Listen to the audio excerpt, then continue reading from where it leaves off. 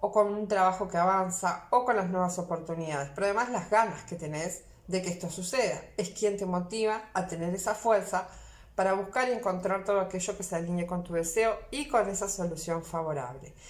De hecho, vas a ver que todo mejora, ¿no?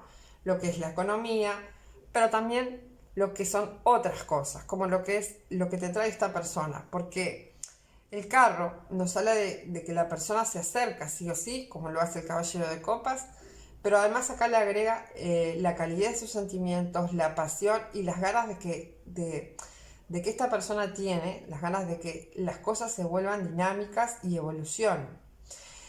Y también la espontaneidad de Piscis, como para en esas señales que está recibiendo, pueda percibir o una situación que se puede dar de forma muy espontánea con una persona.